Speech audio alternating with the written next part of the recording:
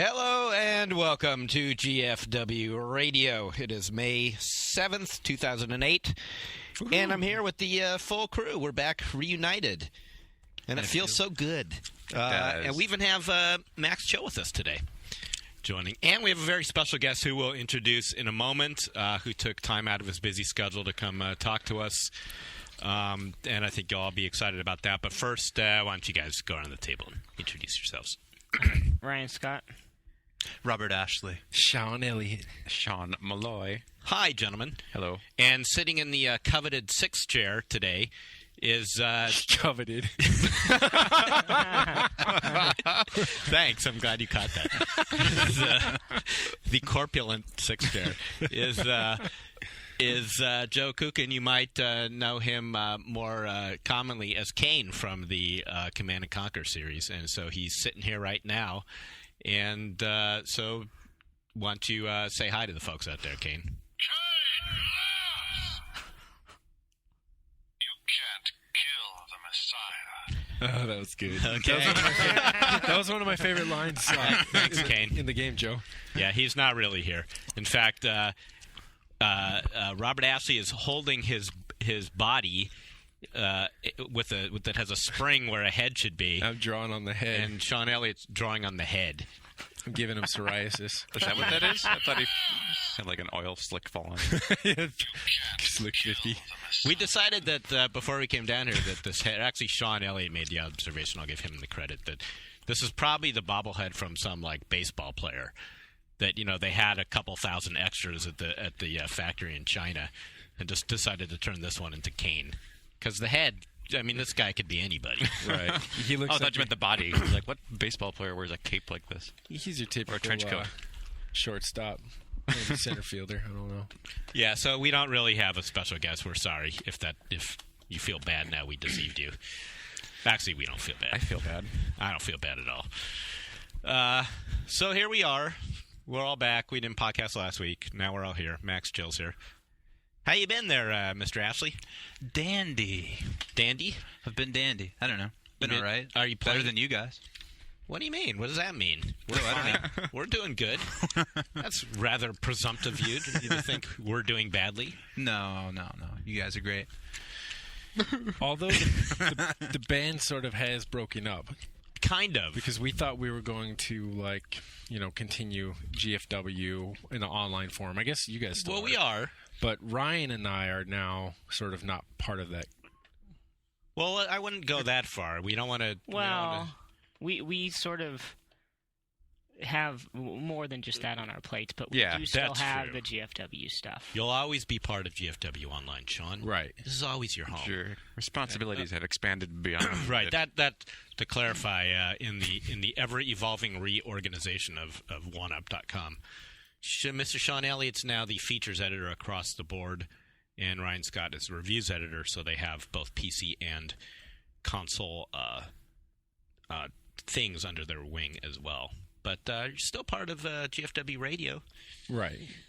And really, it was kind of a nice vote of confidence for our team here, for you guys to get that extra responsibility, I thought. Yes, indeed. You're here. They really love you, Sean. They love you. It's true. You are loved. I don't It's love for your you. ability to draw on Joe Kukan's head like that.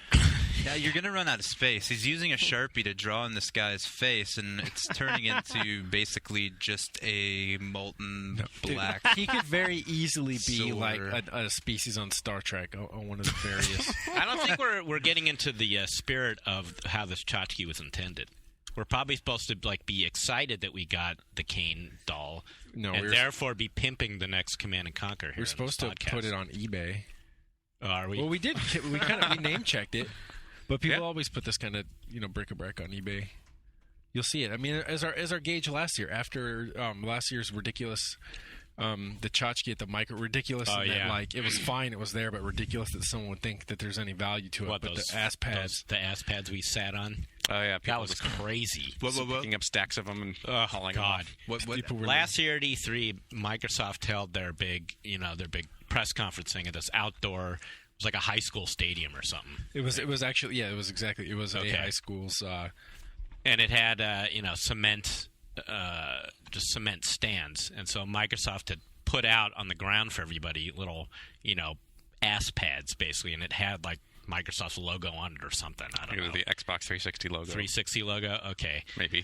So we're sitting on these things, and presumably many people in the audience tearing ass on them for the hour and a half. Probably Sean for sure. Right. I'm sure. And then when the thing ended, you could see dudes like running through the place, like grabbing as many as they could to take with them. So yeah, they were leaving the stadium with like 5 under each arm, and so of course when we got back from the convention, I looked on eBay, and of course there they were. Oh god. How much were they going for? I don't remember. Will Wright cut the cheese on this one. Yeah. Now it can be yours. If there was anything higher than 0 bids on any of those, then it's kind of weird because humanity. Yeah. I've been to previous E3s, and it seems to me like most attendees have an ass pad built in. They don't need their own. Yeah. It is weird when you go to E3 nice and to you see the people like screaming and yelling for I want you all to scream. You walk by a booth, and say, "I'm full of shit" on the count of 3, and some lucky person's going to get a free T-shirt that says, "I'm full of shit." And there's like 100 guys going, and then you think, like, man, people suck. And then you realize this is like an industry event, right? And then it's like twice as bad. But yeah, it never really was an industry event. I guess not, but that was an illusion, Jeff. Was it? Yeah. There were other things too, like where you can get a tattoo. I think it was Capcom was doing it one year, or some other company. Mm-hmm. You get a free. You don't get anything. You get the tattoo free.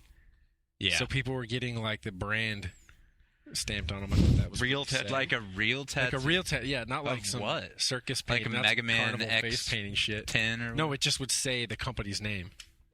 Oh, but it wasn't like a real tattoo. It was a real tattoo. It was a real tattoo. Shut up. It would be like getting a tattoo that said Walmart on your fucking arm, on your bicep. Well, Robert does not want to believe it. He's in denial. I just have a hard time believing. Like, well, we could use this to go into like more specific game stuff, but there's that mentality where people think they're getting something for free, and they can't help but do it. We're talking about like why. Age of Conan, we'll just go into this. The beta's out now. A lot of people I know are playing it. Some of you guys are. Mm-hmm. And at times, like, is it good? And everyone in the server who's playing, it's like, well, it's an MMO. You know the answer. It's not good. Like, well, why are you playing it? And it's like part of it is free. And then also it will tie into Ryan is going to, we can talk about the changes to Team Fortress 2 later. Oh, and, boy. Farming points to get the new medic stuff. And, like, why... There's just this thing. I don't know. A lot of people, they can't turn something down for free. Same way, like, I heard that my grandma, wasn't quite free, but it was since it was for sale, just random shit like socks and crap that she'd find at Walmart and Dollar General, and she just couldn't help but get it because it was a value, and to the point where her whole bedroom was covered in it, and she was sleeping on the couch, and then, like, my mom and her sister found out, and they were like, oh, God, and they had to intervene. But she was hoarding cheap stuff. Yeah, just like that she had no use for. That didn't even make sense. Like men's socks and stuff, like some people are. It's just kind of like Ryan and you guys in the games you play. And the I mean, that's definitely one of those like game mechanics. Like I remember looking at Borderlands for that Games for Windows cover story a few months back, and realizing that game is like a shooter plus like a men's ultimate shopping trip. Like, that's what it's all about. It's like you kill people so that you can browse their guns and pick up guns, It's like, I mean, that's really the motivation, You're like, oh, I killed someone. What do they got? Oh, what a great deal. And of course, pinups on the wall while you're Diablo mentality. Yeah. Look at that Hooters on that one. Anyway, I'll take a double-barrel shotgun. I heard some of the early loot drops in the Age of Conan MMO were like tattered loincloths. Yeah. Really? There's like all the early ones are like, tattered this, tattered that. Well, that's like any rags. MMO, like right? The tattered loincloth that's pretty bad. That's pretty bad. Hey, when you're it's like you tore ass so hard you tattered. It beats nothing. It does beat nothing. And wasn't that an option, or you sent out a thread about that, right, Sean, about the nudity? How some people the nudity protests. There's a petition online, to remove or to offer some version of the game where there's no nudity at all. As well as language stuff. Yeah, they must have a toggle already. I don't know if there is. Why would this petition exist? Yeah, that's weird. It might just not be in the beta. The menu for the interface changed like I think twice since I started playing it. So what's the extent of it? 'Cause I heard how to show you how like sensitive to gender and sex issues the game is. The first woman you come across in the game is like tied to a stake or something. She is tied to not a stake, but like a wooden beam, and she is also a prostitute. awesome. Wow, that's like. And later, there's a quest where you have to talk to her again to get her filthy blood, so you can swap it with pure virgin's blood and like ruin this. Wait, you get her filthy blood? Yeah. That's literally the need quest. your whore It's blood. like we need your whore blood to sabotage this ritual. Wow, that's like that Spinal Tap scene. And she's just like, I will The give blood of a it whore. to you. Sure, why not? It's a cane drink. So There's nothing wrong with being sexy. But yeah, that's the first. Wow. Second person you meet, actually. First person is some guy who meets you you wash up on the beach, and then he's like, "Hey, you got a destiny, son." Yeah, if we talk too much about, the plight of females in games, we're going to get called soft. Because that's what happened to me when I bitched about GTA in the One Up show. who called you soft? Yeah, Some guy in the forum. someone you care about. No, he said the guy who looks like Nick Fury is soft. I'm assuming Nick he meant Fury? me. Yeah, but he spelled that's- it furry, which made me happy. That's totally Jeff. But there were a few comments on the board. We don't have to. We can transition into this later, or not at all. Hey, just but go with this idea that games like that, like I guess Age of Conan or GTA would be another one where like, come on, these games are meant for dudes, and why should it have to appeal to women? Why should GTA 4? Why should Age of Conan not have barbarian chicks with big hooters and I don't even think, is it about appealing to women or about appealing to me? Because well, yeah, I'm not a that's, fucking of like course, the answer. 14-year-old, Right. Yes, that's- sexually pin-up. In fact, that's totally We the want answer. more. Yeah. We want a woman with more to get off her chest than a wet T-shirt, and like the chick with on a fucking pole with dirty horse blood. I'm not too into that, man. Right. And also, like right now. with GTA 4, it's like the more you look, too, the more you see, like, wow, how old are you guys? I mean, I love this game a lot. I'm really enjoying it. But, like, there were things that I kept doing that I didn't even I wasn't even getting the joke at first. Like the Internet Cafe. The name, did you notice that? Oh, yeah, twat. Twat. Yeah. Because it's TW and the @ sign. And I was just like, what's twa? And then when I Technical finally Women's got it, I was Society. like, oh, jeez. Yeah, it is disappointing Come sometimes when they've gone to like such great lengths. CNT is the name of the the radio stations. Yeah. Yeah. They go to like such great lengths to skewer American culture, and the best thing they can come up with to make fun of like the whole like internet thing is using the @ symbol to spell twat. That's what I'm saying. Like, there's points in the game where the humor is really sharp and funny. Yeah. And some of the cutscenes are outstanding, and the character of Brucey is hilarious. Yeah, that he's hilarious. Brucey's the killer. characterization can often be funny, and then of course, like the talk radio stations are great. Tend to be great. Yeah, Right. those are And the awesome. thing about Brucey, too, is you can tell how smart these guys are. I mean, they're taking a guy who is completely doesn't get it about his own sexuality, right? So there's he just doesn't see it. He doesn't see what the rest of us see. And so, there's some writers on that staff who have some interesting, who have thought through gender issues. Yeah. And then they go ahead and make twat, and you're like, wow, way to go for the low-hanging fruit. Yeah.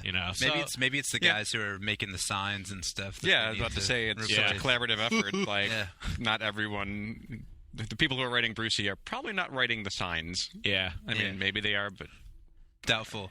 And it's not to be prudish. It's not to say. I mean, listen, we hear on the podcast how much in the past 20 minutes we've been here have we made fart jokes. I mean, it's not like we're above this stuff. It's just that no one's paying us to put it into a game that everyone is buying like 10 copies like they could. of. I guess it's easier to name the thing than to have low-hanging like they fruit. could have had the equivalent of like Demonius X in that first cyber cafe when you walk in there. Instead there's just like one normal person there, but they could have had a lot of fun with what was in there. Mm-hmm. yeah, and that could just be like a to spend all time year versus working on the assets production for that budget. place. Yeah, you just want to see him aim a little bit higher, given how smart they clearly are, and how funny they really are at a lot of points in the game. To just not go for the 8th grade jokes. Leave that to us. we can handle that. GFW. Yeah, that's something. Yeah. The sound. Amen. Yeah. All right, have we figured out yet if he's saying Kane laughs or Kane lives? I don't. It sounds like he's saying Kane lofts. I think he's. Yeah, do it again. I think do he's it into the mic. advertising real Do it estate. into the mic. I think he's trying to sell some really overpriced condos in this dead market. Here he goes. It says laughs. I think It's lofts. You can't kill the Messiah. I think Kane that's lives true. then makes sense. he just you can't kill He him. just I changed. think he it says It Kane sound- laughs, but you're does right. sound like Lives makes laughs. more sense. yeah. All right, let's. But But then why is he laughing? And then he didn't even. And he's not laugh. even He laughing. just says He's he's just saying, laughing. well, that's how badass he is. He just has yeah, to say it. that's how he laughs. I laugh. It's like people. Kane is amused. It's like I know people who don't laugh; they just say "lol." That's that. not nice. Yeah. Yeah, lol. That means you're not really I'm just laughing. gonna do that to you guys. I did lol. want to announce, like, I always have like pet peeves for like played out language that comes from the YTMND played out memes supermarket, and like the whole epic fail confirmed for the win, all that stuff. I mean, I've kind of like just cringed when I've heard and seen that for the past I don't know however long, but it's official now because if you go to the EVGA site, the banner ad, they've got this new video card and it's the something FTW, and it just keeps flashing up about graphics for the win and this and that for the win and confirmed, and it's like, Yep. I mean that shit's We're gonna start singing in McDonald's. it's here. up there with Counterculture is a Lolcats now. corporate tag. Yeah, that's the not good. kids are saying it. Yeah. They'll think we're hip if we say it. Right, and that's just part of being a kid too. You got to go. I mean, it's time to move on. Being you make something else for EVGA to use as their next advertisement. Yeah, I get that at home with my own kid. I'm the buffer. She's the buffer for me. Yeah. I'm of stuff I'm not allowed to say. What did she declared off limits? I'm trying to think now.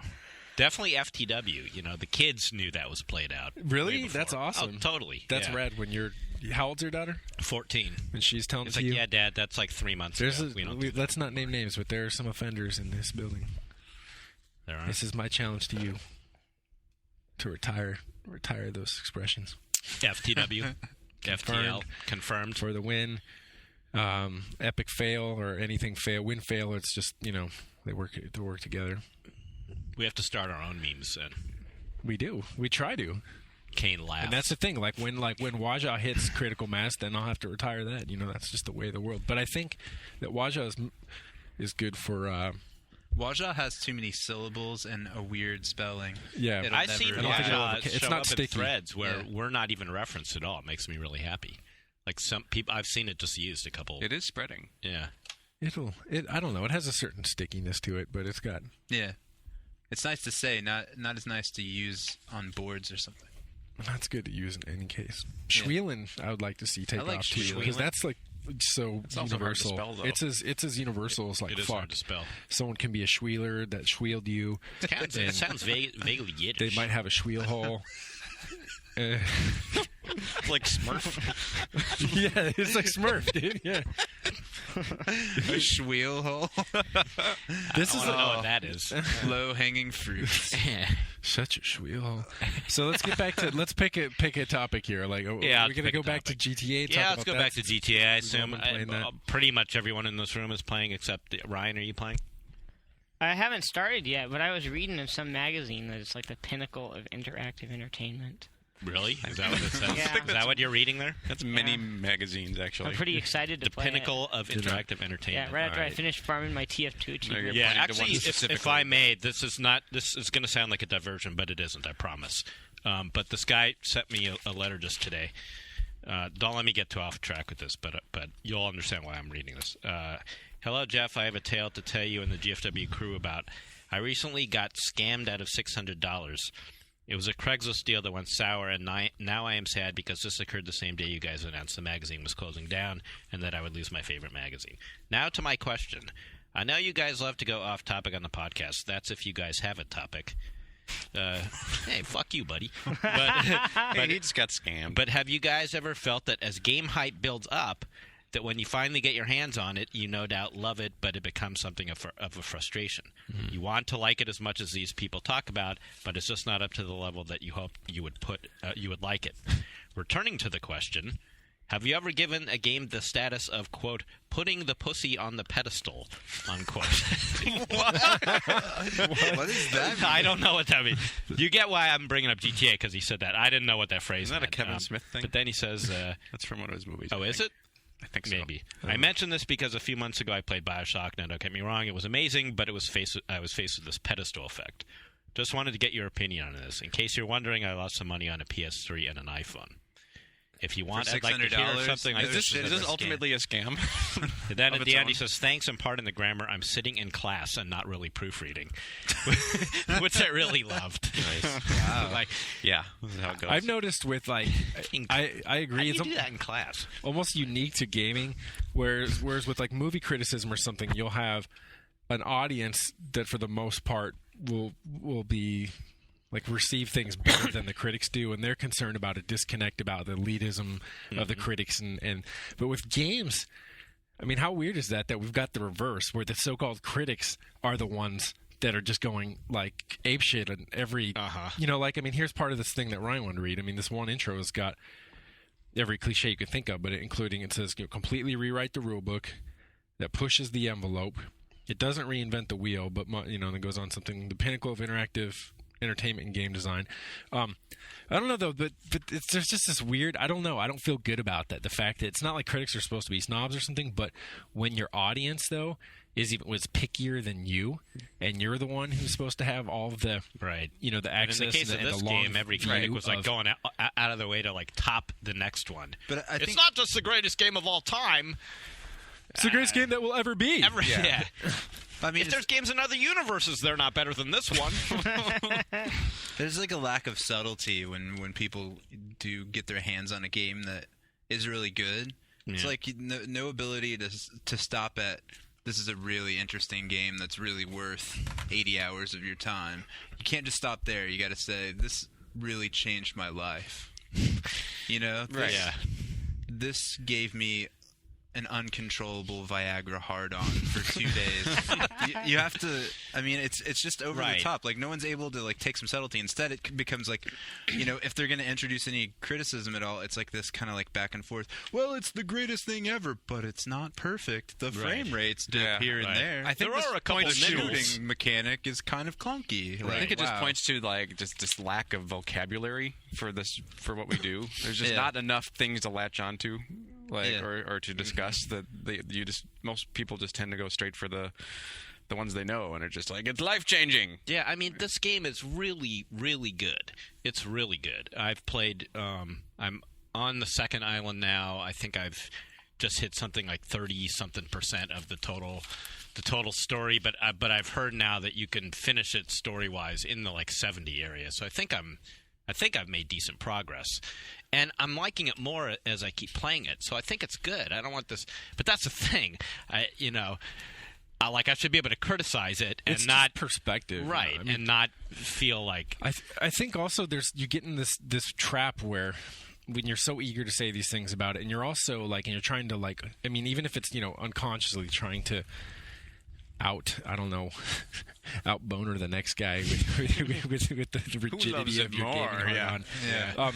You start, like, you know, one thing I asked Shane about, he used the expression, you know, a living, breathing world, and it's like you hear that in every context, and it's like in this thing I'm looking at right now, there it is in the captions, there it is else here, and I was like, well, let's think about the limits of that. And I mean, it's really easy to just repeat that, but maybe like we might learn a little bit about our expectations in the game itself if we at least challenge it. Not to say it's wrong, but like why are we getting this from it? I mean, what are the limitations of it? But everyone just goes in and has these same points, and it's like, this is this game that lets you do anything you want, and it's all about, you know, player, you know, choice and inventiveness and stuff. And then I'm playing, and half the time I'm like, it's upsetting me because it's deliberately, you know, preventing me from getting any satisfaction from attempting to improvise my own solution. So for you know, I want to give 3 examples in a row because this was a case of like I really didn't feel like I was nitpicking. And again, these don't ruin the game for me, but they disappoint me. And it was like, so I'm not desperate to find this, but it was just since these 3 missions came one after the other, and on every time I was thwarted in some way. So the first one, you're supposed to get a guy in a laundromat. He gets spooked. He goes out the back. So I failed the first time. I was like, all right, well, I'm going to go around the back. I'm going to shoot his vehicle tires out. That spooked him, so I couldn't do that. But then what I was able to do is quietly park in a whole shitload of cars and block his vehicle in back there. And smart idea. So I go around to chase him, and then I go get him, and as soon as we come out the back door, all that was undone. You know, it was just gone. And then likewise, when I go around the back to try to snipe his tires on his car, it says he's escaped out the front, but you go out the front, he's not really there. You can't beat the mission that way by chasing him out the front door. The next one, I'm chasing a guy, and he eventually goes to a construction site, right? He's climbing ladders, and you're supposed to chase him. So the whole time he's climbing, I'm shooting him, unloading clip after clip in him. I'd go up a ladder. Nothing's hurting this guy.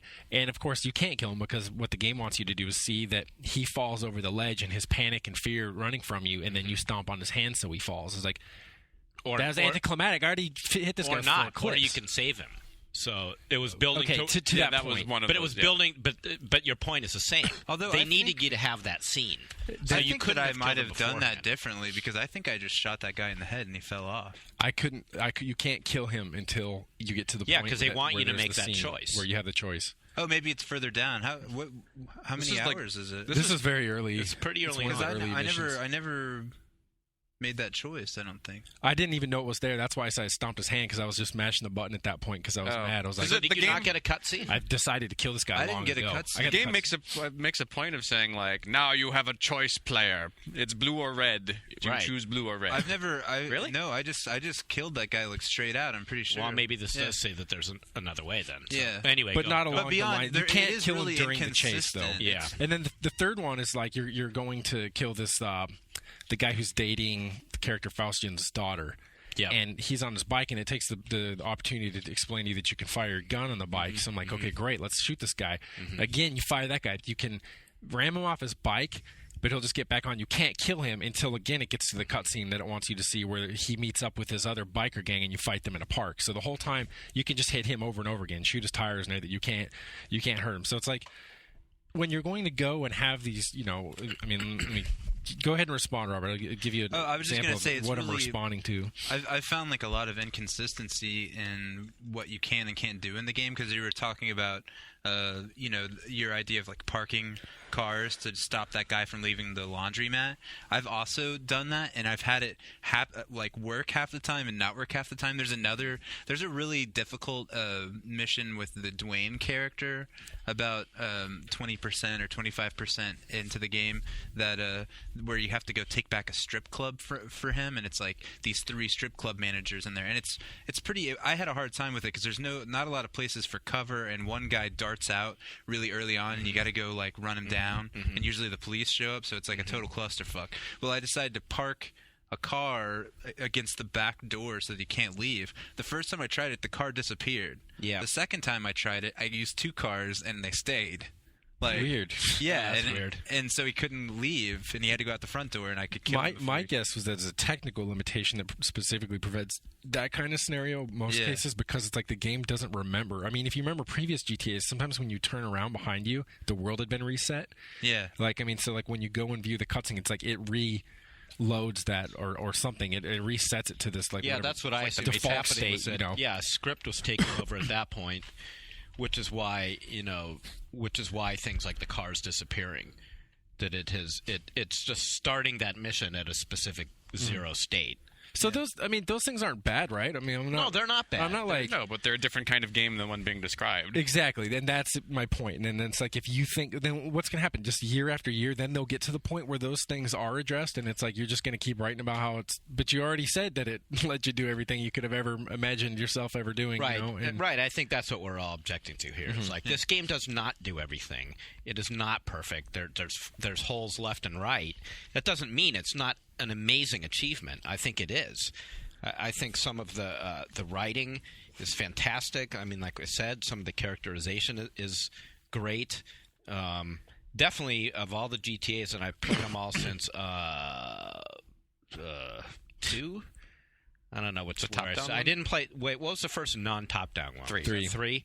Okay, so that's what I played. That and Vice City and San Andreas. Yeah, and I think this is the first one where the story itself has kept me going.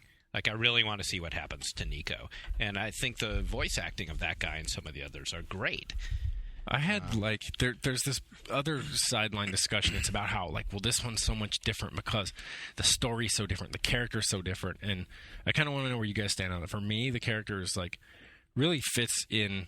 He fits in the theme that has been true for all of the previous characters. I mean, he's like an outsider in some way, shape, or form. If you look at the other guys, I mean, ethnicity is often played a part in that. I mean, occupies more or less the same position in American society and moves through it in exactly the same ways. He's just two-dimensionally concerned with this loyalty-based ethics and all these things like that. I mean, rags to riches. Right, yeah. I mean, and so he's been very similar for me. The problem I've had, I had this change in my take on the game. At first, when I was playing it, was I was really feeling the character. I was like, okay, I can feel this guy. And it kind of made me not want to just randomly, don't just wantonly drive through crowds on the sidewalk and stuff, because it seemed out of character. This guy's willing to murder, but he's not a sociopath.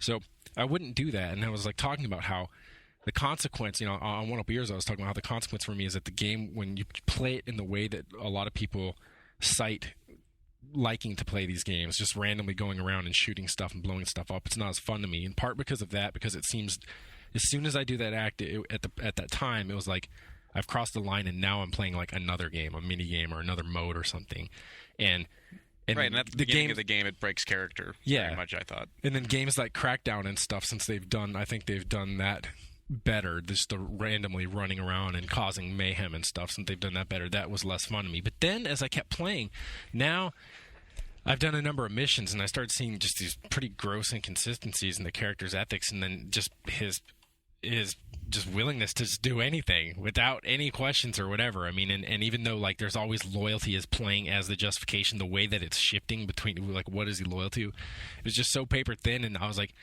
this guy is a sociopath now. And then after that, snapped, it was weird. Now I just casually, if I'm driving to pick up a date, I'll just drive through 20 people on the curb and then, take the date to dinner and shoot everyone in the restaurant and get back out. And it just seems fine. Right. This guy, there's nothing to him. He's just a sociopath. Well, and then the date will still say, are you involved in crime? Yeah, I love when she asked that. Yeah, she's asking that whole thing about, my contacts and stuff. Yeah. I was like, well, we just ran over that old lady. Well, I think that's actually, to me, the most interesting thing about the game. And the thing that I haven't really seen many people discuss is that I really feel like this particular game pushes the conflict between story and open choice in games more than anything I've ever seen. It's it is so schizophrenic and so fighting itself all the time. There's definitely there's a boundary that is not technical in these kinds of games. It's an artistic one where people can't figure out how they're going to make players be able to do whatever they want in the world, but still have them play a believable character that you care about. And in those missions with Michelle, not missions, dates, right, where you're hanging out with her and you're getting to know her and you're telling her all these things about yourself. I specifically remember the first time I accidentally, lost my car and I had to steal a car, and she's having this really intense conversation with me about things, and I'm carjacking somebody right thing, and she's not noticing, and it really broke the thing for me, but I mean, like I said, it's not. I don't know how you do it better. It's it's a serious game design problem, that people are going to face for a long time, figuring out how you have any sort of choice in a world that is so specific. To me, when it comes to story. It might be a problem of just how much time do you have to implement all of the many possibilities when you really want to have this open world. They could have had Michelle freak out and never want to date you again. And that, to me, is one option that might have been on the table, but probably tossed aside for time or something. The cost effectiveness, you're eating up bandwidth, so to speak, for every contingency that you anticipate. Yeah. So you're okay, we're going to have record extra dialogue for when the player does this. We're going to have to put something into the system that can account for this action. And then you say, well, if we did it for this action, then you get to that thing with visual fidelity and physics fidelity, right? Where you have an indestructible environment. And if you have 20 things just blow up real nice, then it's 21st thing that doesn't blow up that's going to stand out. So it's then you get in this trap where it's well, we did this and this. There's always going to be something you can't account for, and they just have to. Right now, limitations both for programming, just for memory, but also for budget. I mean, I think this game fits in the like uncanny valley of gameplay in a way, just because like the closer it gets to reality, the more you notice the breaking of it. So it just I also think they go for like a more traditional, like huge, long storyline. You know, like a 40-hour, however long it is, storyline where you meet a lot of people and a lot of things happen. They've done a lot in the game to make the visual fidelity come across and be really realistic, but I feel like in choosing to make this really long story that they water down what could have been cooler. Like, I would rather play a game that the story part of it, like, why not? Grand Theft Auto, story part of it, 6 hours long, but a million different possibilities. You know, like, if you fuck with Michelle, it's over, you know? Right. They clearly seemed, you know, their agenda this time seemed to be they wanted to tell this epic story. Did you ever play Way of the Samurai? Does fight with the... What was that? Did you ever play Way of the Samurai? No. That was I loved Way of that the was Samurai a game so much. It was 2 hours in length exactly, but like it did have all of that kind of stuff simulated, or at least to a greater degree than like Grand Theft Auto could. Like you could totally, depending on how you interacted with almost every character that was, you know, part of the plot, it would give a completely different outcome. But it was only 2 hours. It was this really compact, like short story that you kind of played over and over again. Yeah. So it's doable. It's just a matter of production costs, like we were talking about. I would love to play something like that, like a Rashomon video game where you just get a bunch of different outcomes. That's where Way of the Samurai was just pulling it from. But yeah, I mean, and Grand Theft Auto would be so cool for that because you have this huge city to fall back on. It's not like you would have to just do that same thing all the time. It wouldn't be so repetitive. You know? I'd probably finish it too, because now when I hear these, you know, estimates of 100 hours, I know there's no way I'm going to finish this game. It's just not going to hold my interest that long. Well, I think too that, you know, that the openness, that in limiting it, like I think that they, like that's where I think you're getting some player disappointment too, or some of the early backlash to the reviews, which I totally agree were over the top. But you know, you go into GTA 4 in the first few hours, it's really a funneled experience, like surprisingly so. You know, I think surprisingly non-interactive. Yeah, it's cutscenes like with a radio play in the form of you driving to the next cutscene. And there's kind of like nothing open yet. Like there's nothing to drive around to. I guess you can to look, but you haven't opened up any stores, or I don't know. I just remember in the other ones it felt like you had access to the world itself at an earlier point. Yeah. Here they're really just making you sit through the story for a long time. Although it would be really hard to just wander around and have access, because I feel like now that the world, the fidelity of the world is up, it's really hard to pick out where the points of interactivity are. It's like, I remember the first time I was going around trying to fill my health by looking for a restaurant, I kept on getting out of the car and like trying, there's a diner. Oh, wait, no, that's not really real. A diner. Yeah, like there are only a few places that you can really... And I know that that's just you can't just like fill this world with real stores and stuff. That's outrageously expensive. But it's just one of those things that they're obviously going to always be struggling with. Well, that's the challenge that the Sims 3 designers are dealing with now. You know, when Sean Malloy and I went to visit them, you know, that's the whole premise of Sims 3 is that the town is living at the same time that your sim is living, and that when you walk outside of your house in the Sims, there's a world out there, just like in GTA. But here, all the characters in the game are really real and going through a life cycle, and the buildings are real too. And they had to face this idea of like, well, if you go downtown in Sims 3, are half the buildings just going to be like these fake storefronts, or are they all going to be places that you can go in and interact with? You know, and they're like trying to determine the size of the game based on that idea. Yeah. Because of the suspension of disbelief that it messes with. Yeah. Yeah, just size alone obviously is like not a selling point. I mean, I think Bethesda seemed to have learned that a while ago, because I remember Daggerfall boasted, you know, how many cities? Like thousands upon thousands of cities to visit. And they were all just exactly all randomly generated. Like you could figure out what words. They had 2 words. The first word of the bar and the second word of the bar, and they just shuffled them. So just like, it's the golden monkey, and then like somewhere else you might find, you know, the pestilent monkey, and somewhere else you might find the same drunk and the same stool in every bar. Yeah, it's so different than. I mean, hello, traveler. And, and the problem with it, of course, was it was so not compelling. You didn't want to go to any of these 2,000 cities, right? Whereas every locale in GTA 4 is, you know, quantitatively different. It's like. Sorry, one of my headphones keeps going in and out the whole time we're taping. Weird. I think I'm still actually. It's actually your hearing. Yeah.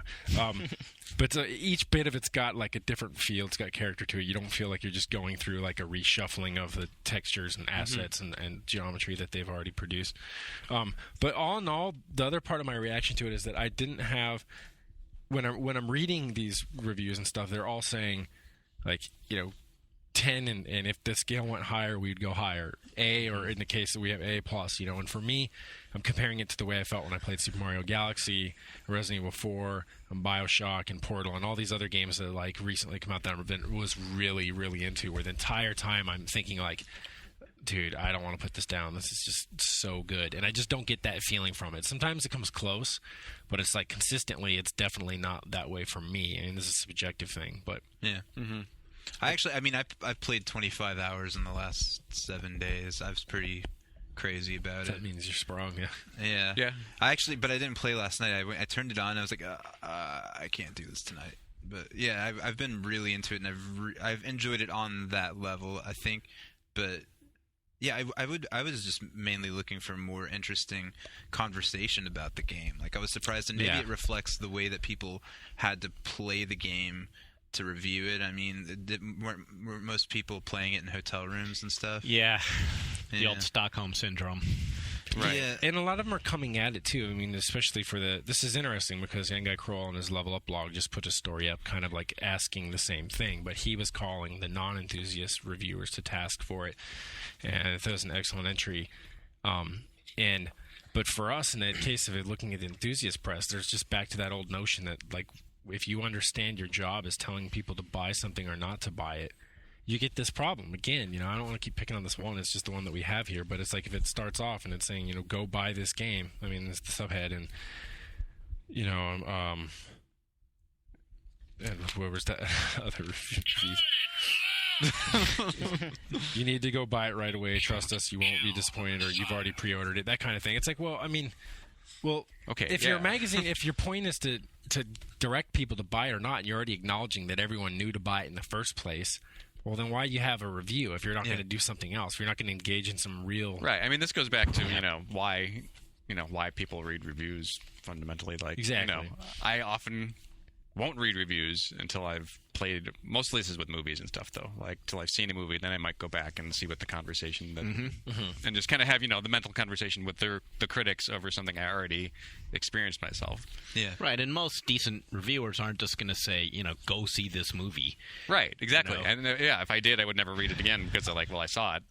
So what insight do you have into what I saw? I wonder if people aren't, also buckling under the task of having to review a game in the way that the hardcore gamers and enthusiasts expect to have a game review for Grand Theft Auto. They want to know about every facet of the game and how it works. Like, they want you to explain the game of baseball to them before you tell them how the game went down. And that can be really a hindrance to having any sort of real interesting conversation in a review. If you've got to go through and be well, the shooting mechanic's better, but it's not as good. Right. The frame rates. And it just if you had to have a genealogical tree, if you're going to talk about Anna Karenina or something before you even began your review, and you had to go through the entire.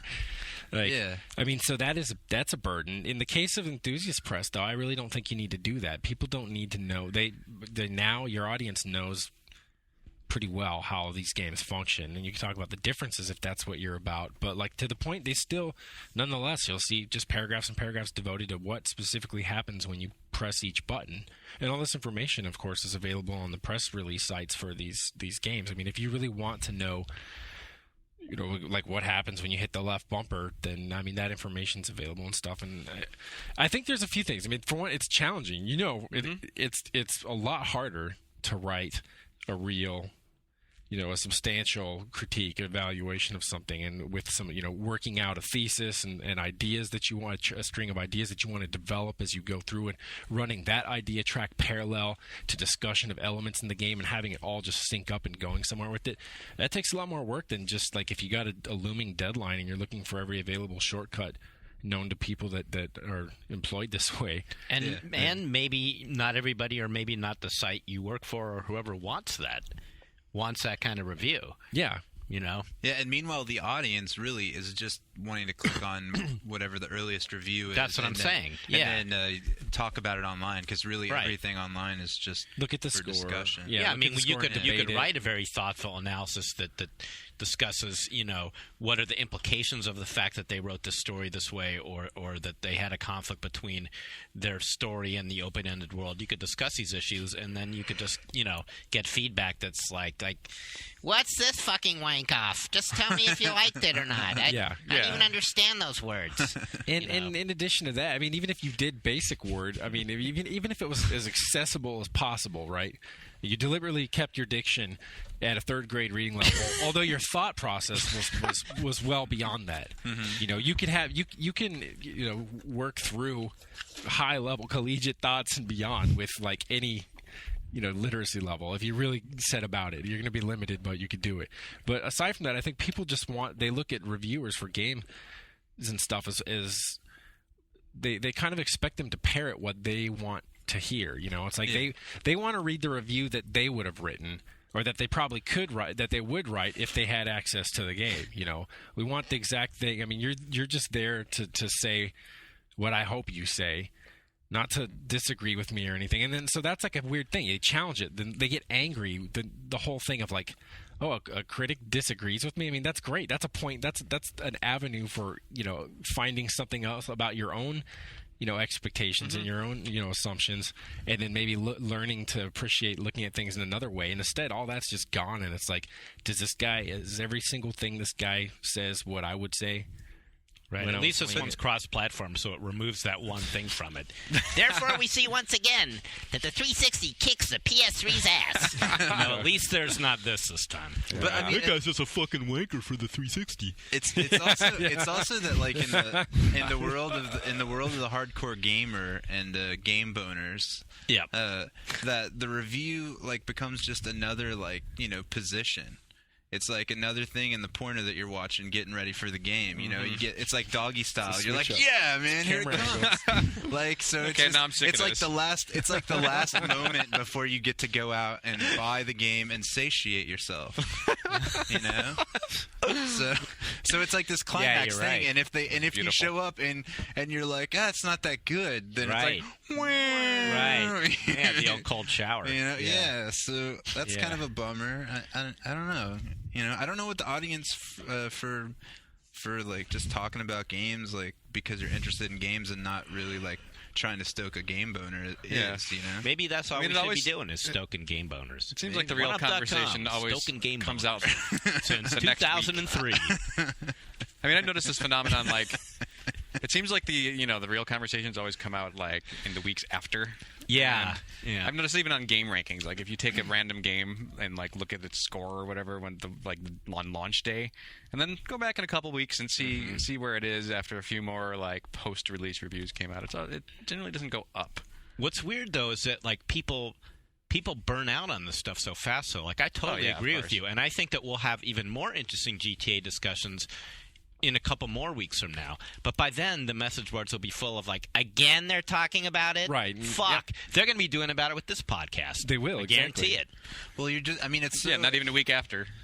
But, I mean, I can understand that, though, because you just get so tired of it after a while. I mean, like, I haven't even been looking at message boards because I'm sick of looking at, like, threads about GTA. Are you sick of us talking about it? No, now? I like to talk about it with you guys, but I can understand where people could get sick of it. Like, I'm usually like a looking at NeoGAF, every hour kind of person, and I really haven't even opened it in like the past 4 days. So. Yeah, I've been the same. Yeah, it's been a while since I've really been active on any game forums. Yeah, I mean, because that's all that's true. going it on. has dominated. Yeah. So I can totally understand why people feel that way. It's just a consequence of this like mega hype event thing, But I mean, it's not just games that suffer from this. It's everything these days. Sure.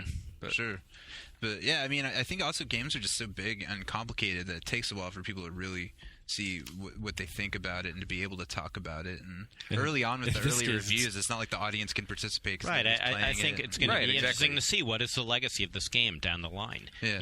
Are we going to think this was the greatest game ever in 6 months, or is it going to be like Halo 3 again, where it's like everybody splooged all over it, and then a few months later it's like, oh, It's definitely better than Halo 3. Oh, yeah. It's definitely No better question. than Halo 3. Yeah.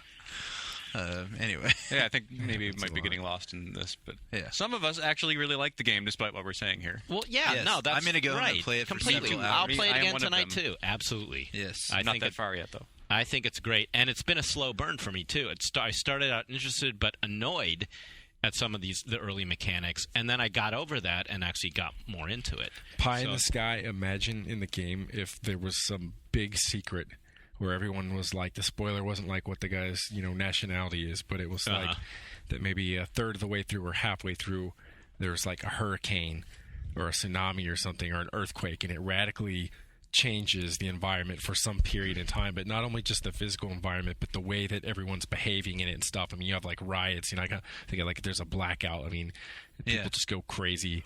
And I mean, some things like that would be cool. I mean, if there's like a period, like a week stretch in the game where you're going through on a boat down your streets and stuff, with a little outboard on the back.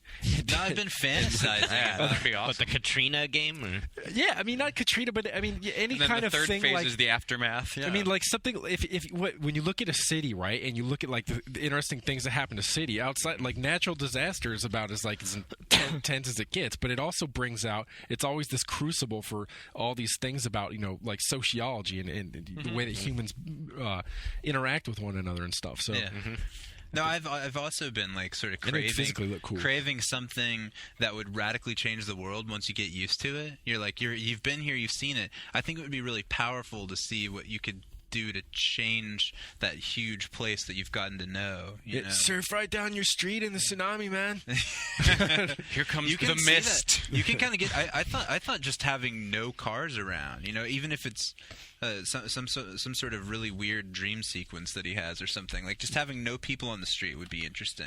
What if it turned like the big twist was like in the 75% of the way through, then it becomes a fucking zombie game. There's like an outbreak. Yeah, I was about to say, like, what if it went all Clover? Awesome. That's the kind of shit where you'd be like, that would be awesome. Wow, dude! That'd be Like crazy. this is suddenly a whole other game, you know? And it's like, it would like, who would complain about that? That'd be fun. Yeah. I mean, there's still people to normal uninfected people, but I mean, shit like that. I mean, you have so much fun. From dusk till dawn, the game. Yeah. There you go. Whenever they get it figured out, that's why I think like open world games would be so killer online, like continually updated. Where like, they could fuck with the world. Yeah, and like the story kind of unfolds, over time. Downloadable content could do it in this case too. I mean, where you have like these like event packs. So instead of like getting the pack where it's like the clothing shop in Sims, it's like you have like the earthquake expansion. Yeah, and the zombie outbreak expansion, because they put all this work into the city, Yeah. It's like you guys can take that idea from me. I know it means a lot of work and it's easy. Like as various developing guests have said on here, ideas are a dime a dozen and implementation is everything. But well, dude, I mean, I'm like sure look at World of about Warcraft because here's a game. It's an MMO. It's open world. It's really static. When they announced for Lich King that they're going to be taking this one city, which has been enclosed into domes since the dawn of time, and they're gonna like rip it out of the ground and make it hover over the ground and take the dome off so you can go in. Everyone just flipped out. They're just like, no shit. Yeah, I mean, it's on so true. Yeah, and just that's like how one little change. What if you were playing GTA though, and like that, and one of those events I was talking about happened? Wouldn't you be just like, hell yeah? And then whoa, dude. We were at Blizzard maybe a couple of visits ago where Chris Metzen was saying like, how awesome would it be?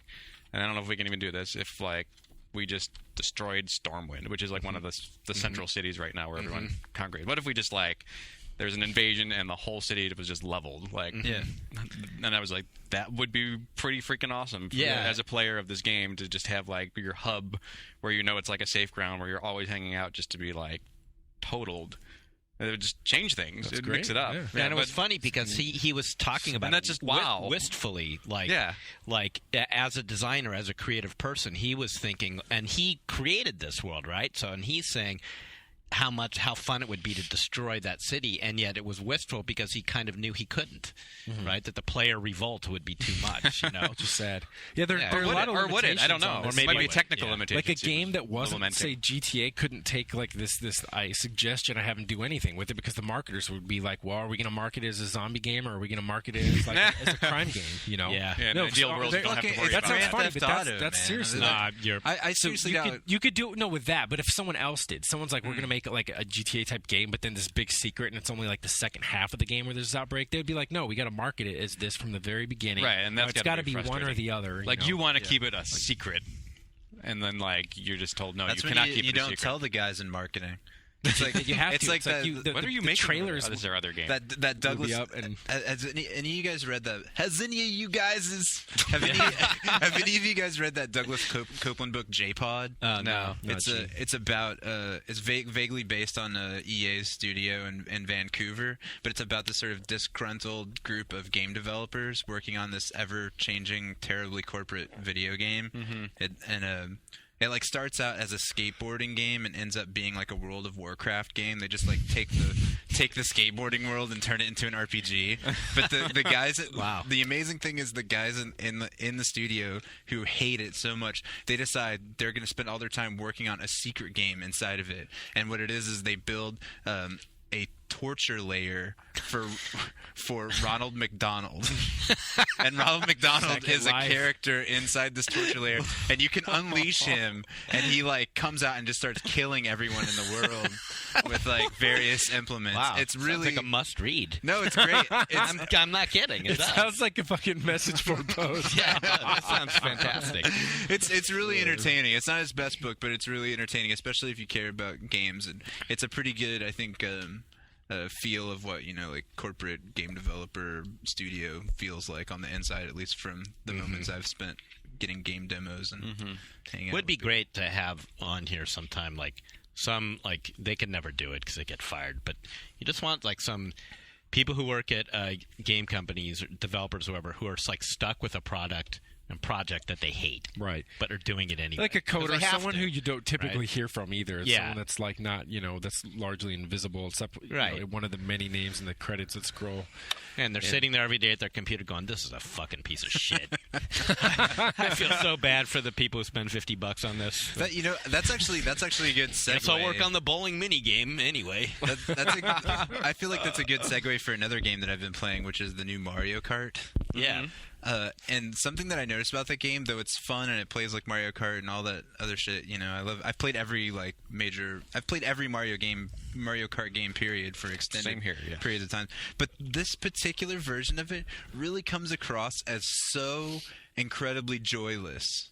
Like all the characters, all the fun Nintendo characters and stuff, they're really like lifeless, and there's no whimsy to it. Like, you remember like playing the original Mario Kart, and it was a weird idea. They're like, we're gonna take Mario characters and put them in go-karts, and they're gonna race.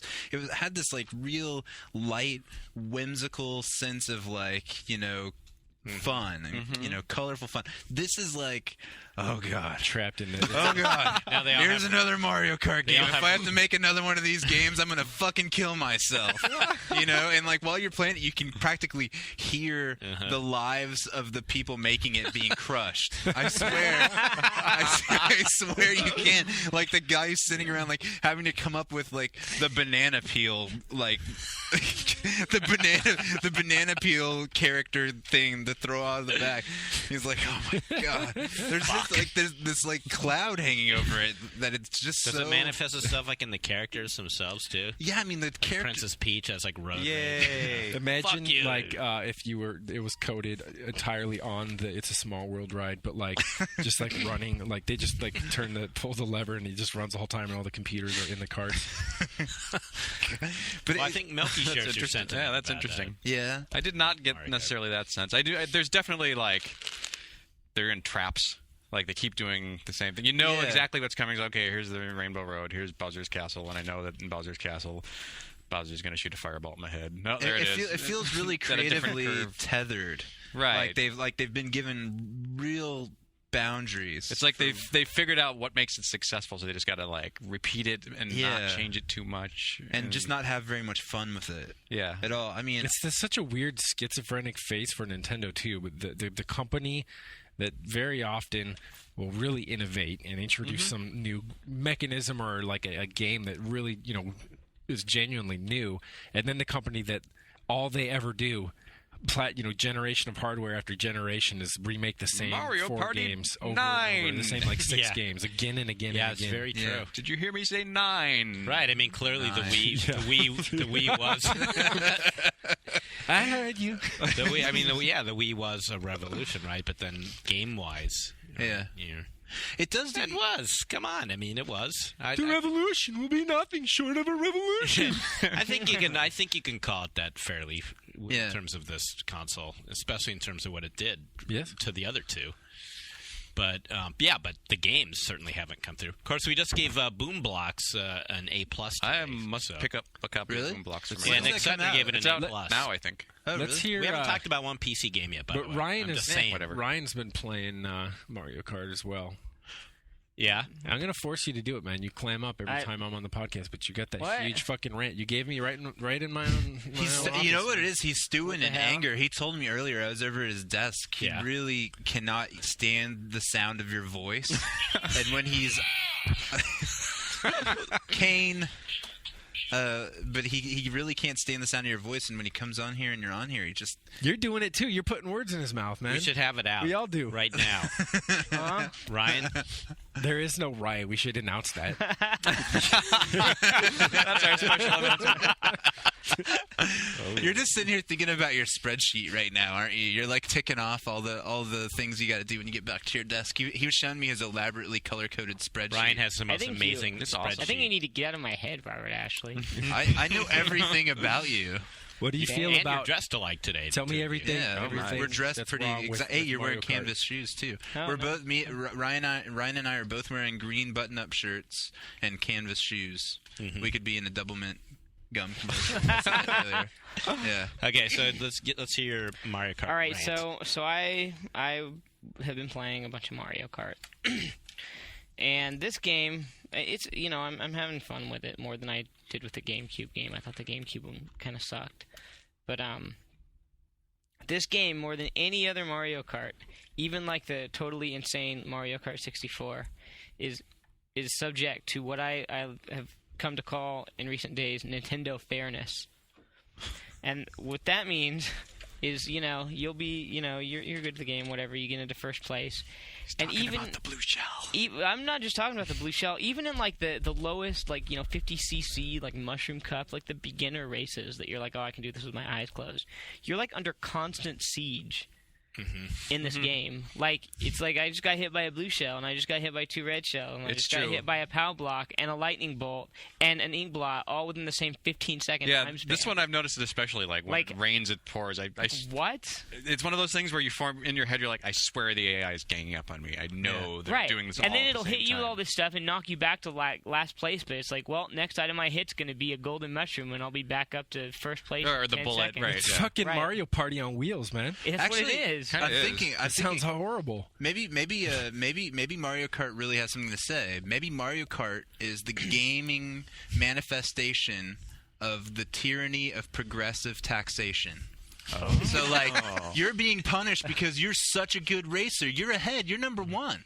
And here come all these terrible, slow racers with their blue shells and their red shells trying to steal your rightful place at the head of the working line. Class, yeah, right? In the middle class. Maybe that's what this is Jeremy all Parrish about. compared it to communism. So really, it's pretty accurate. Yeah. Oh wow! So you're not even the first to make there that. There you go. Right. It enforces both equality of opportunity and equality of outcome as well. Okay. So if you believe in America and you believe in capitalism, you won't play fucking. Get Mario this Kart. insidious game out of your house right now.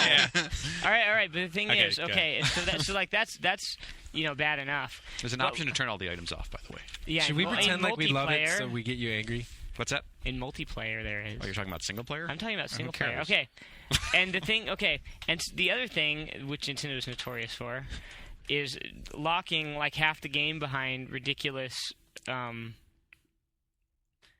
Unlocks. Ridiculous unlocks. conditions. Yeah, it's unlocks right? things, yeah. And it's when a bunch of the characters and vehicles and stuff, you have to get a star rank in like the respective circuit to unlock whatever it is you're trying to unlock. And to do that, you have to get first place in every race in the circuit, and you have to do well on a per lap basis.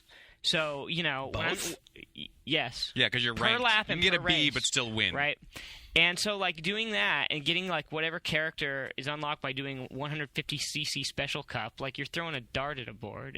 It's stupid. But they got you by the balls because it's like none of us care. We were like, when you said you're playing single player, We're like, who the fuck's doing that? You really want to unlock Princess Daisy's Daisy Mobile? This is the problem. But you can't help yourself. But what about you tracks? have to do what it. about tracks? This is the problem. Is they do this with fundamentally multiplayer games. Like there's just the only reason you're playing the single player version of Mario Party, which is like hell to play single player Mario Party, is to unlock stuff for the multiplayer. Yeah. Like all you want to do with this game is like 4 people are over, let's play Mario Party. It's Super but Smash first you have Brothers. to spend 12 hours like dealing with its nonsense. And Super Smash Brothers was the same way too. We need to Like, have a bot You fire love with that these game. things. I love Super Smash Brothers. So what's why? What?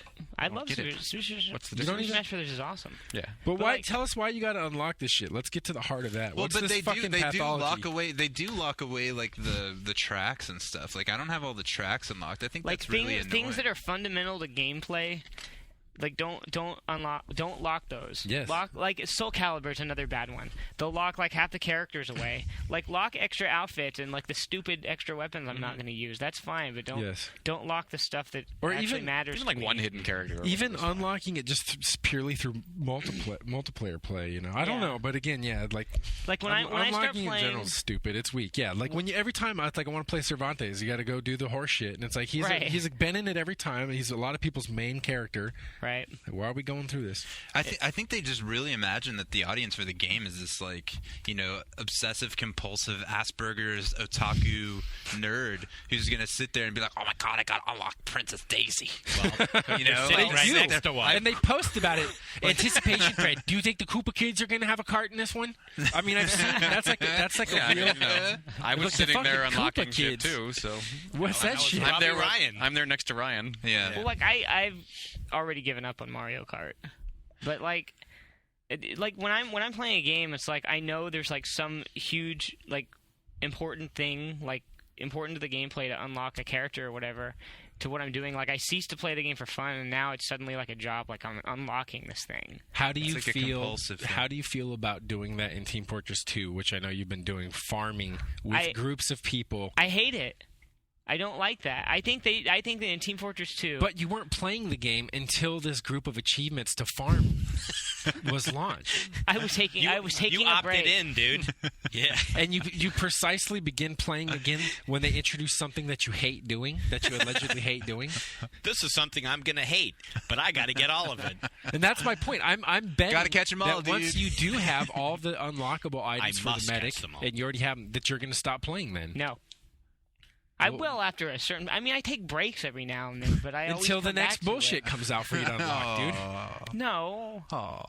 Team Fortress I'm not 2 trying to be a dick. I honestly think this. I think deep down inside, you probably know there's some truth to what I'm saying. Okay, but it's true that some gamers just have this thing like mechanism, like the gotta catch 'em all thing. Like Collecting With shit. Team Fortress and that's 2, what it's wanna World find of out more Warcraft about. personified. Yeah. with Team Fortress 2, I know I'm Not just never some going to gamers, be able to many. reasonably get these unless I do it right now Yeah. when it's new, when everybody's farming these things. Do you Because think- it's going to be a chore to get that group of people that you need.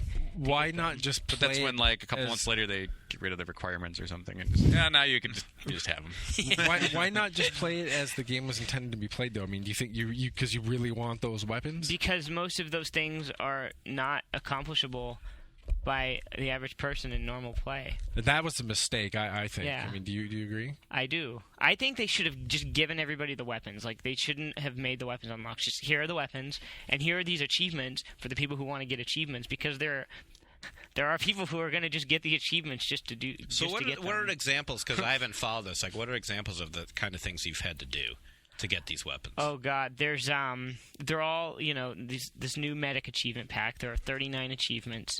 There's 3 new weapons, and they unlock at intervals. 1/3 achievements. You get the first one and 2/3, and some of them are reasonable, but some of them are like you have to get assist kills. You and a heavy have to get 20 kills where neither of you die.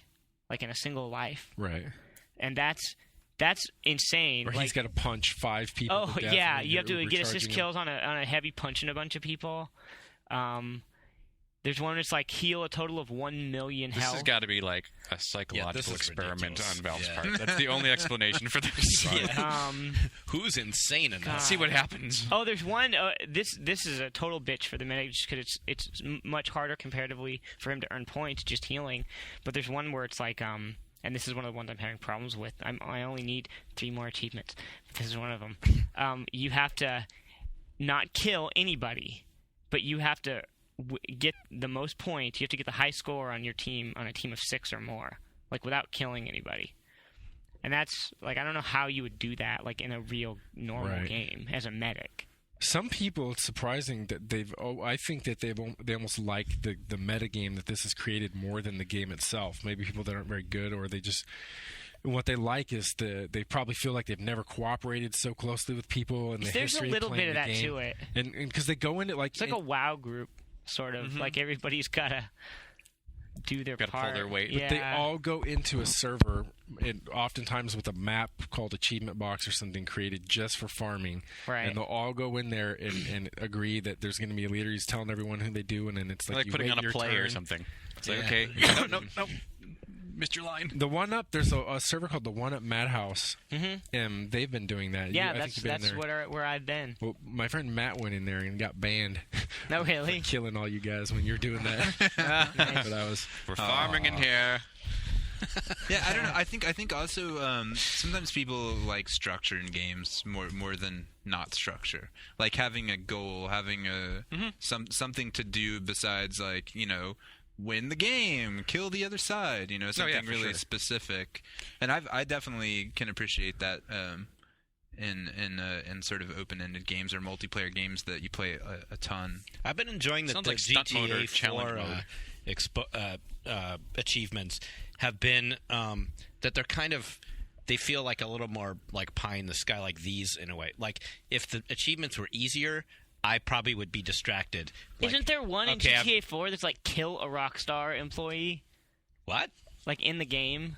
Did you hear Speaking of GTA rumors, did you hear the one about how there's a website URL in the game's meta, internet, and if you put it in, it's like a child porn site, and then the moment that you enter that, your wanted rating goes to 5 stars. Yeah, I've heard that too. Yeah, and then the cops all I've heard that That's too. awesome. And I haven't tried that out, but I believe it because when you go to the web, the web stuff, there's some like cheesy, lame shit on there. I mean, it looks like it goes a couple layers deep if you keep clicking on URLs. So I wouldn't be surprised if they did that. Yeah, but that would. I hope that's clever. true because that's very funny. Yeah, that'd be pretty cool. But I guess my point was just that, like I'm somebody who I don't try to be an achievement whore, but if I see that they're there and they're not that hard, I will distract myself from the real game a little bit. That's especially in a generally game how like, I am, too. Especially in a game like GTA where it's easy to just say, okay, well, I failed this mission 3 times. I guess I'll go collect 40 packages because those are easy. Right. But in this one, the achievement seems sort of harder, so I'm not even tempted. Oh, like I'm not going to win 50 races. Like the Fuck pigeons or whatever. As soon as I found out I shot one and was like, okay, now find the other 207. I'm like, no, I'm never doing this. Yeah, that's what I'm saying. I'm not even going to bother. Okay, bring up GameFAQs.com. GameFAQs.com. Yeah. Find the location of each pigeon. No, thank you. Yeah, I don't think so. Yeah. Yeah. The only time I've ever really gotten into achievements is for some reason when I get into a game that I develop like a trying to be really good at kind of relationship to the game. Like when N Plus for Xbox Live came out, and I kept on trying to get the achievements for that game. That game makes me want to murder myself, but I played hours and hours. Yeah, it's the kind of games where like the objective is a high score. Yeah, and like achievement is just a high score basically in a different form. Yeah, and I've unlocked several of those achievements and like felt a momentary, moment of like bliss. Followed by pure embarrassment. I fell into that same trap with Pac-Man Championship Edition. I did that too. Same game. God. Word is we need to get the is it Galaga Championship or Space Invaders like Deluxe or something. I love Space Invaders. I really do. The new one. Space Invaders. It looks It's like good, a Pac-Man CE treatment too. Oh, is that right? That's That's scary. Try that. No, I don't need that. You just stoked So my on the game. DS. At Xbox Live, I tried to play on Xbox Live for GTA 4, and we got on there, and it's like we being our usual like a group of ventrilo PC gamers, and it was like we're all bitching the second we're on, and we hear our voices in there, and they all sound like complete crap. And then it's like we start a private chat channel, then someone sends you a voice message, and to listen to it, you got to jump out of the chat. And from that moment on, we were just like disposed to hate it. and then just bitching about every little thing. The fact that we can't even choose what team we're on when we're hosting a multiplayer game and that. And then some strangers popped in the server, and one of them starts singing, and then the next guy's like, dude, this is... No, it wasn't even that kind of voice. It was like, man, this is the raddest, this is the fucking most badass game I've been playing. And then Rory's like, welp, my name is a Borat. And then like we all fucking like logged out, and that was it. We went back to the PC, dude. Aww. You'll wait for it to come out on PC. So I'll have to like convince myself to plug the Ethernet cable back into it to download Space Invaders. It's traumatic. Oh, man. Sean is a true PC gamer, and he won't quit fidgeting with this fucking. He's turning it into doll. his own Playing with artwork. Kane all this whole show. You're like meth tweaking over there. Give me a light bulb and I'll turn it into a pop pipe for you.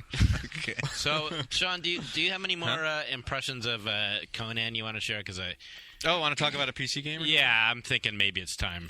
Conan. No one else has played it, right? I'm the only. Well, I tried to, but you had your own can't. issues. I have this weird problem with it. Conan. So Your weird problem is that it doesn't run. Well, it doesn't load. If you go to Task Manager, it's not. I'll log into the game with my name and password. It accepts it.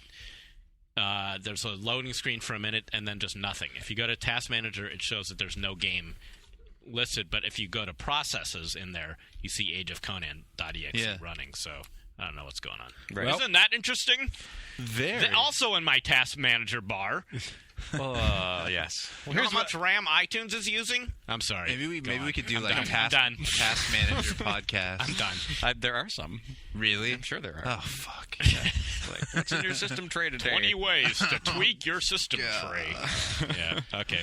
So, here's what I'll say about Age of Conan. MMOs have this problem, and I think people they haven't really. No one's figured out how to solve it. And BioWare has kind of said with whatever their MMO is going to be, it might be Star Wars, it might not be Star Wars. Who knows what it is? They're going to latch on to this thing that no one has been able to figure out, and that's story.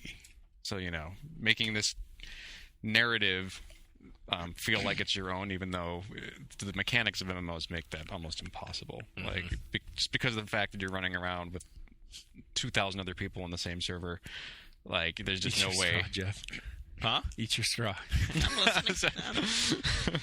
There's just no way that you're gonna like make it personal, is the quote unquote. So Conan's solution to this, which is really kludgy, is that the first 20 levels of the game, more or less, you go you pretty much spend the first 5 levels doing some newbie stuff. Then you come out into the world proper, and there are people running around doing your standard quests. You have quest givers who have an exclamation point. And they're like, "Find me 30 pelts," and you're like, "Okay, I'll find 30 pelts for you." Another guy's like, "Oh, kill 20 crocodiles," and you're like, "Okay, whatever." So you go into the basement of a tavern, and there's a guy who can switch it to nighttime, and then all the other players go away, and you're in your own instance of the world with completely different quests, and it's like a linear story. So their solution to make MMOs personal was to have a button that turns it into a single player game. This sounds like Guild Wars. So how long does that go on for? Because this has been going on for I'm like level 15 now, and it's been going on for a while. And I haven't been compelled to switch the toggle switch back to MMO mode, which you've been doing with single player Conan. Yeah, it kind of directs you to. I mean, because the quests are, it's kind of leading up into like how you get your spells and stuff. I mean, what if you never did that part? What if you just did? I don't know. Would you be able to? I'd have to re-roll and find out because I've been doing the nighttime stuff the whole time, and I think I'm at the end of it. And it totally is just an MMO. I mean, here's the other thing: is MMOs at the first 20 levels, like World of Warcraft or most other ones, you don't really play with other people. At least I find I don't. I find that that's like the learning and leveling phase, and like walking into and meeting and seeing someone else like kill your boar is more just like, oh god damn him, he killed my boar, that was my boar. There's no reason to interact with him anyway. And I think they just kind of are acknowledging that in this really kludgy, like, all right, let's just turn it into a single player way for a while. I have to have someone to play with, otherwise even at the beginning, so fucking mind-numbingly boring to hunt those pelts. Yeah, well, I wish there was an MMO that instead of using the game world, just use the internet. So when you have these random tasks, it would be more like, okay, log on to Second Life and buy a phallus. And that like a scavenger task complete. Buy some really terrible CD on Amazon that they you can make a game of it. You're like, living, just you're like living that MMO right now.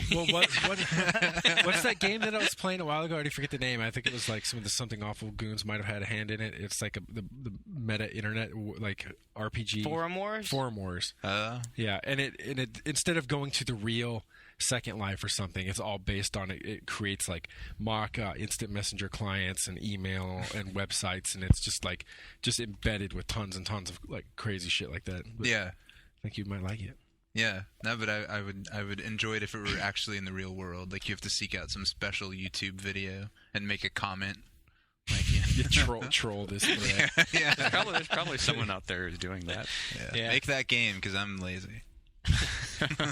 We can. So anyway, in our vent channel, we pretty much have like these spontaneous things where we have like a guy that basically plays DJ and plays YouTube, but then we'll come up with stuff like Troll Night. That's TRYLLNYGHT, and we all just decide like, let's go to this thread and let's all take turns trolling it, and then let's go over to this forum and do it. And so it's kind of, you don't get a prize for it, but you can join in. I can only do it if I get a prize. I'll give you this cane statue. I'm gonna need 50 or 100 gold pieces. I think you'll need like Sean can get you those. And some shoulder pads. So this is also the MMO that changes everything because you can attack in multiple directions. It's true.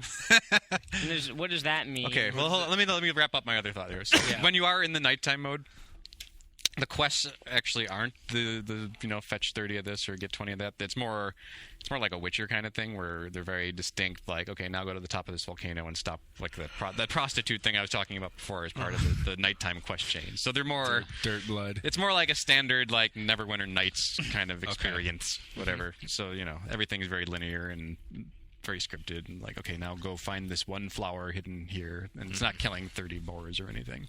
So that. And that's pretty much what it is. They just said, okay, we're taking our MMO mechanics and making The Witcher and Neverwinter Nights out of it for a little while. So, I don't know. I can't speak to the PvP or building your own cities or any of the stuff that the game really is once you get past this. But for the beginning, it's kind of it's a really bizarre solution. It's kind of like they gave up on the idea and just said, okay, we're going to try to hook you by giving you the game that's not really the game first.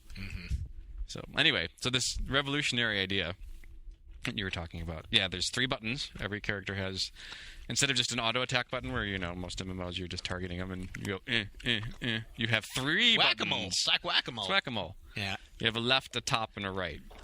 So character like the NPCs will have these little shield icons either on the side or the top or the right of them. Yeah. And they'll switch them around like over time, so you just got to kind of be paying attention. Right. That's the revolution. Every little bit helps, especially if you're a tank, and all you're normally doing is just sitting there. Who's eating? This gross ass mouth noises. I'm chewing gum, dude. I'm sorry. It does make you, it does force you to pay attention if you stop. If you don't press a button, like, you're just going to stand there and die. Yeah. Whereas in World of Warcraft, that doesn't seem like a bad thing. I think what's funny is that, like, I keep hearing about it over and over again, and it's kind of a reminder of, like, how little innovation and change there is in MMOs. Yeah, if this is what's getting people excited, like a big change. And there's they do combos too, which is it's not something. Final Fantasy kind of has combos too. Combo. Not a big deal for an MMO.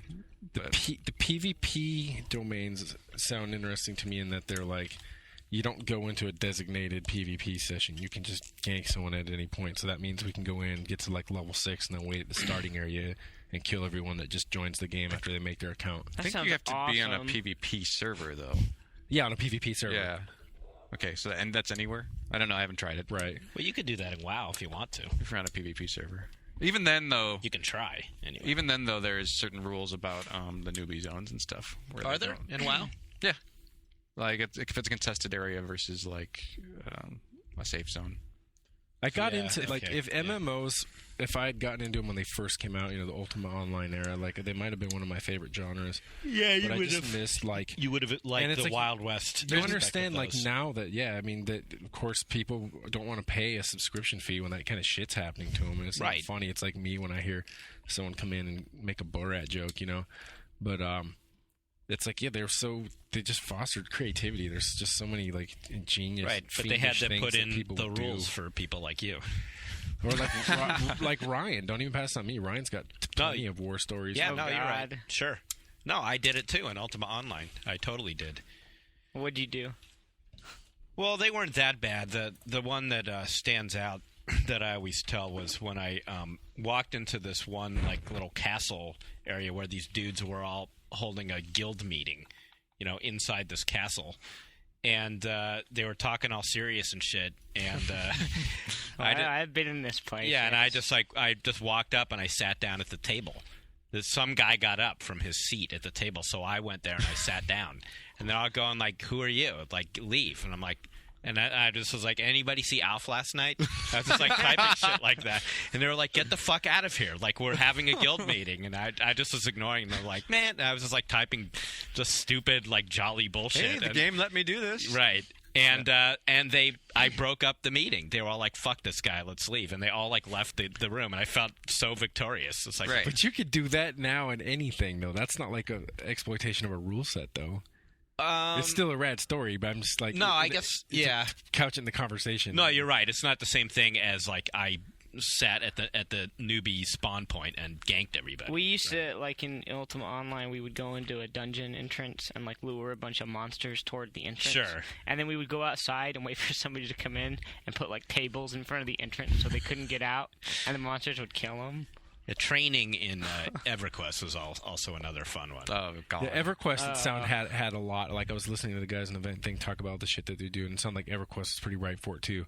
All those games where items have, like, a weight statistic, and so that you're able to actually throw. Somehow you're able to impose the objects on someone else, so then they suddenly can't move, or you trick them into picking up something, and it weighs like 1 million pounds, and then you just either kill them or like right. So they do can't all these different things to them. Yeah. And exploiting things with like stealing people's houses and like locking yourself inside of them, and then like logging off, like always logging off. They always involve logging off before you get caught. Like Ryan was saying that like sometimes people would have so much loot they couldn't physically carry it, so they'd have to drop it, move it like 2 feet, drop it again. But every time it's dropped, it's physically in the world. So Ryan would come out of the bushes and grab it and then log off. Fucking Cookie Monster. Fucking EverQuest Cookie Monster. No, it's sad because like MMOs these days are so safeguarded against like any sort of things that people get mad. They feel like they got to get mad about something. So like, I remember even if it's just like. I'm Yeah. kill stealing, quote unquote, which is just the definition of kill stealing is in like Warcraft is you got to the monster first and the other person thought they should have. Kill stealing is absolutely not the same as it used to be. Right. It really was. There like is no stealing. kill stealing anymore. Yeah. Wasn't that when, like, in EverQuest, a bunch of, like, 15 groups would sit around and wait for the boss to spawn?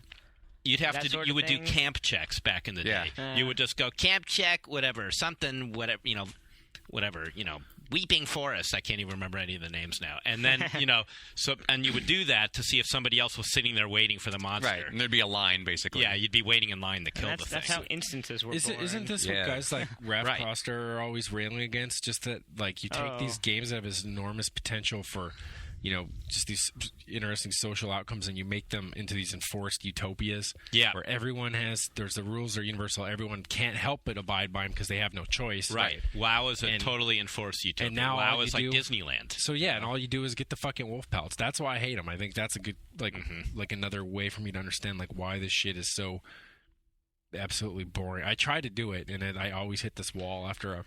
Well, you have to. You're either opting into this sort of the sort of. That you're going to play under their rules and you're going to sort of get into this community spirit thing. But if you're looking for a Wild West thing, it absolutely does not exist in WoW. They killed it completely. Yeah.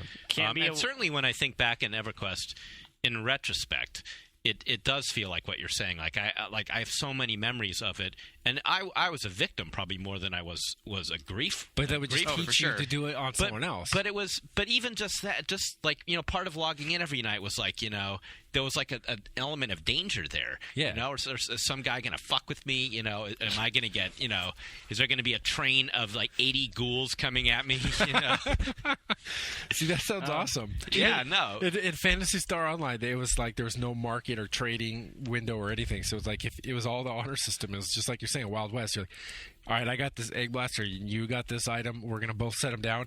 So you both set them down at 10 paces. And, of course, and then you run at each other, and you pick his up, and you're like, fuck you, it's the single peseta or whatever it is. And he's like, oh, yeah, well, guess what I got? And it's like the same thing. And you're like, all right, let's do it again. You do it again and again. You do it like 6 times in a row, and you're like, all right, obviously no trade's going to happen. We don't trust each other.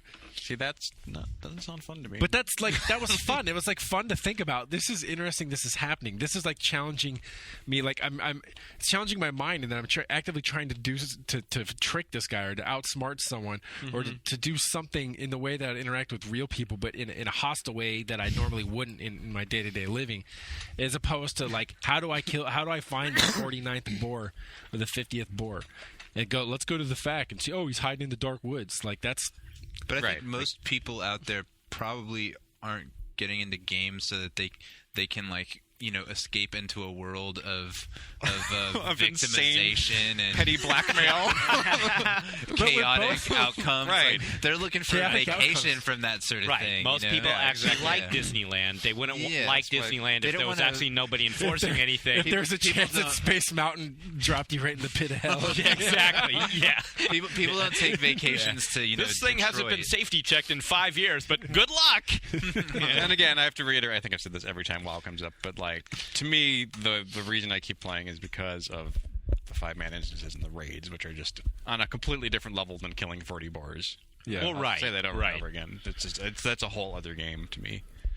Right. Then it's more like a strategy game. Right. Then it's 40. Then it's like a bunch of people you like, coming up with strategies to like figure out this crazy weird encounter that the designers have come up with. And it's a puzzle game, right? On like a level you don't normally encounter puzzles. So that's when the game really is something, and it is a different thing. It's like nothing like the collecting wolf pelts part of it. Yeah, it's high level rating, man. I mean, I'd love to have a game that didn't that just let you hero? skip. Have you ever referred to yourself as a raid hero? A raid hero? Yeah. God, no. I would love a game that let you just like skip straight to like the equivalent of level 60 or something in WoW just to get into that part of it. Yeah. So why what no about one done that a yet? game that's just that part of it? I would love that game. I don't know why no one's done that yet. So do you have any gut feeling yet about Age of Conan? It's another MMO. Even though I haven't played the MMO part, like you could tell. I know my class is this. It's a necromancer, which is, kind of like a necromancer in any other game. It's like it can summon some golems and their pets, and you have some dots and you have some buffs. Yeah, I mean, if you played MMOs, you know how it works. Were there even necromancers like in the Conan books? I don't even know. What are some of the other like missions you have? Like, what's the dopiest like early level objective you'd have? I'm trying to remember one that they were telling me about last night. Was it from the story part? Probably. Let's see. Oh, it was from the multiplayer part. Oh, yeah. I haven't really done too many of those. I mean, I have a ton in my quest log, and they're like, kill 8 of this plant. Yeah. I'll ruin the joke because it wasn't much of a joke anyway. But basically, just do the Schwarzenegger accent and fill in the like. I've come here to like X mission and hear the lamentations of your women. Like the whole time you're playing, right? You got to do that for whatever your objective is, and sometimes it makes for some pretty good pairings. Yeah, I cannot speak to the authenticity of Conan's universe. Yeah. I have no idea what it was really like. And how about the stability? Because I was hearing yesterday some folks talking about it being pretty unstable for something that's it's supposed to launch in a few weeks. I've never had a crash. That's like every MMO, though.